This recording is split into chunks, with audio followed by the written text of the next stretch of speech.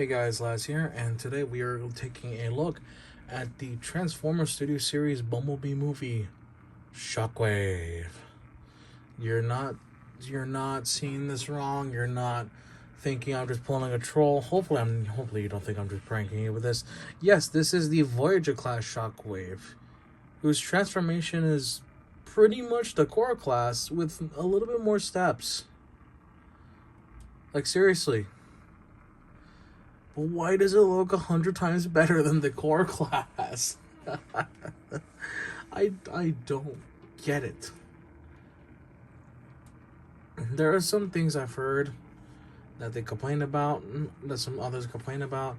I don't see... I can kind of see why those complaints are made. I can see it. I personally don't agree with them, and it's like, oh, it's whatever. You can still pull off some magnificent poses with this guy. This dude's a menace, but he's no, like, action flick type of dude. He's a slow guy. He seems to be a slow tanker type of dude. But, yeah, this is essentially the core class alt mode. So, yeah, let's get him off this little platform then, shall we? And here we've got Shockwave in his tank mode. Yeah, I don't have much else to say about this. I'm just going to bring him out right now. Here's the core class one. Very similar. Very, very similar. But still a fun toy. He's still really fun. You could have used a bit more, like, silver, like, bright paint here on the thighs. And maybe here a little bit. But otherwise, yeah, no, he looks pretty sick.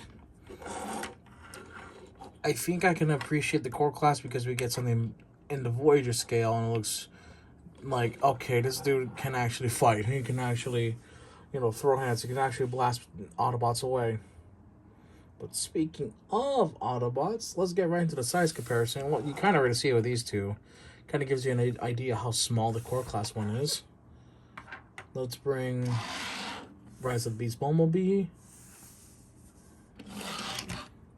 Rise of the Beast Mirage, the usual scale companions. And finally, just for fun, G1 Starscream. Yeah, this dude is pretty big. This dude is pretty big. Yep. But without further ado, let's show he can roll. Even though he's rolling backwards.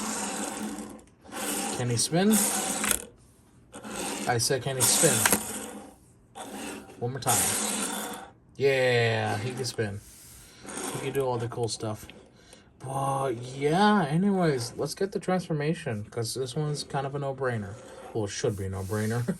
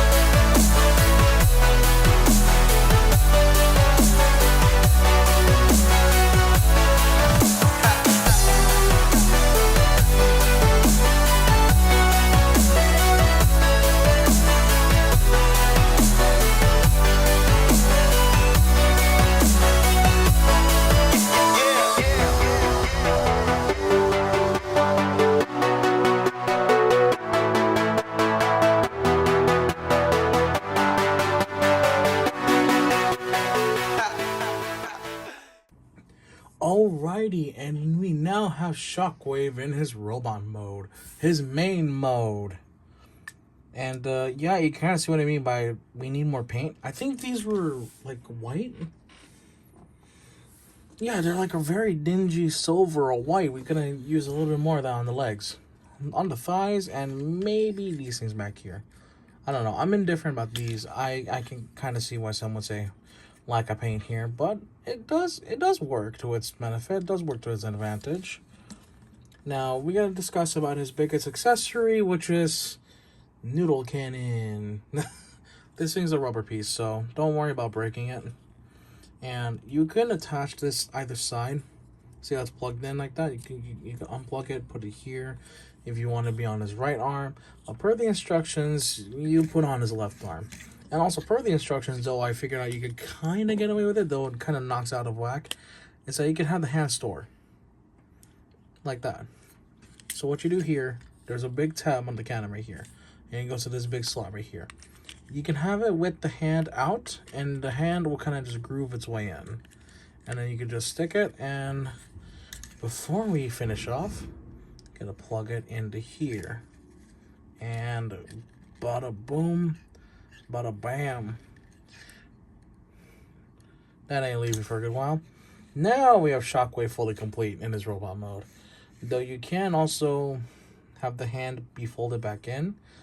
It just works flawlessly, even though the hand is out. So don't worry about that if that was your big concern. And yeah, I'm going to address this dude's biggest point of contention, is that his lack of bicep rotation or bicep swivel. I'm going to assume it's because of the detailing right here. So the compromise was make an elbow swivel, and it's serviceable, honestly. I have no issues with it personally. If you ask my opinion, I don't have any real issues with it. It's serviceable. It works pretty damn well. But yeah, detailing is fan-friggin-tastic. You can see all the mechanical details.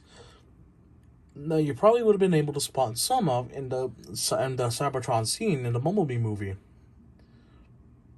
Yeah. No, this thing looks badass. This dude, when his whole thing of dialogue is destroy the launch pad, let none escape. It's like, god damn. They give a little angry brow, and no, your eyes do not deceive you. That is a light piping thing for the eyes. That's a light piping gimmick. It's too bright out by the time I'm recording this, so it's not gonna work well. But if I cover it a little bit, yeah, you kind of see how it's supposed to be. If it's under bright light, then yeah, it's gonna work a lot better, but then my camera's gonna hate me for it. But yeah, articulation. His head is on a swivel, I believe. I don't think it's a ball joint. I don't think so. The arms can go full 360, unhindered, flawless. On a hard ratchet, and they could click out about yay far. No bicep swivel, but you do have an elbow bend that goes slightly above 90. You can also bend it backwards a little bit. To make up for the lack of bicep, you get rotation at the forearm or at the elbow, 360.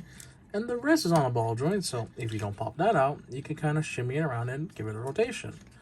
And at least they made that work out, which is nice. If we spread out here, waist swivel, that was kind of a clicky one, depending on where you angle it or where you hit it. Legs can kick that far, back that far. Can do the full splits. I'm gonna just do it one leg because it's easier. You got thigh swivel, you got knee bend at 90 degrees, you got a little bit of an ankle tilt, though not too much, and you have, because of transformation, downward motion for the toes.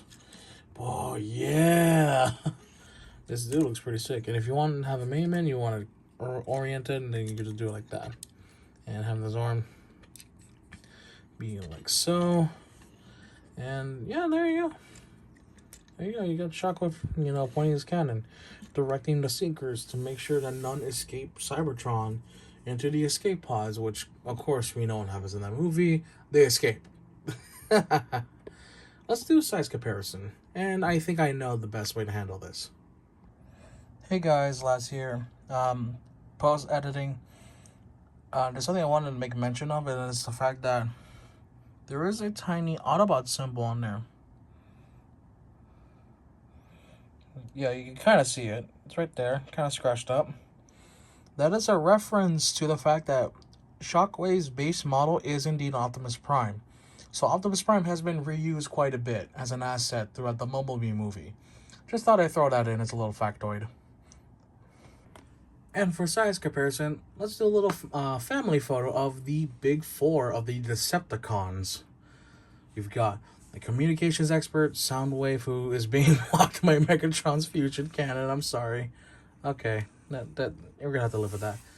Then we got Megatron himself, the leader of the Decepticons, who was just slightly taller than Shockwave. Like, this dude was pretty beefy. And then we've got Starscream, the commander of the Seekers in the Decepticon army. Yeah, it's surreal to see that I finally have a Bumblebee movie-esque Decepticon cast. Like, that's surprising to me, and I'm all for it. This just looks sick. I'll probably do something special for the thumbnail, or I might do something funny. Who knows? Well, we'll see about that. For the next size comparison, his son. Yep, that's got to be the thumbnail. And this one might seem a bit out there, a bit out of nowhere, but for this next size comparison, you might see them very soon. Yeah. No, this is perfect already. This works really well. This works fantastically well. All right. All right, everyone. That is it for today's review on Shockwave from the Bumblebee movie. Yeah, no, I genuinely enjoy this figure despite how simple the transformation is. Despite now, it's essentially an oversized core class. But they give it a lot of bells and whistles compared to the core class, and I do appreciate it. My only real, like, minor gripe is that, yeah, we need more paint on the legs. But other than that, yeah, no, everything else is okay with this figure. Everything else is pretty dang awesome. And I can certainly respect that. But yeah, if you guys like this video, let me know down in the comments below. Like, comment, subscribe, you know, all that YouTube jargon. And I will see you guys in the next one. We all know who's next. See you later.